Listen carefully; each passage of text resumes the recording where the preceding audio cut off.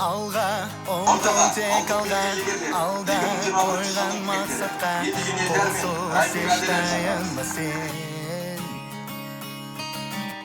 Атқан әрбір ақтанға, үміт, міндет арқала, қолсыз армандарды сен. Әрдайым қолдау көрсетіп, қасымнан табылған, осы белестерге жеткізген ата-анама рахмет айтамын. Екіншіден, 11 жыл бойы шәлі тәрбие беріп, үлгі-өнеге көрсеткен ұстаздарға алғысымды айтып келемін. Алтын белгі алу мен үшін оңайға түскен жоқ. Мен ол үшін көптеген қиындықтардан өтіп, көп оқыдым және іздендім. Бұл менің бағындырған бірінші белесім.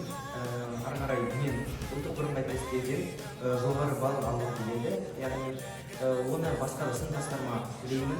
Мен өзімді болашақта Қазақстанның туын биікке желбірететін, мәртебесін жоғары көтеретін азамат ретінде елестетемін. Бәріміз бірге. Біз осы мектепте ұстаздардың тәлім тәрбиесін алып, болашақтың іргетасын қаладық. Құрметті ұстаздар, сіздерге деген алғысым шексіз. 11 жыл бойы бізді мәпелеп өсірген, білім бергеніңізге рахмет.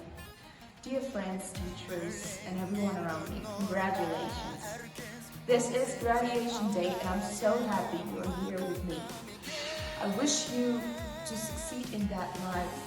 By your own without school, you will continue your life and everything will continue. And the school is a huge step that we made together.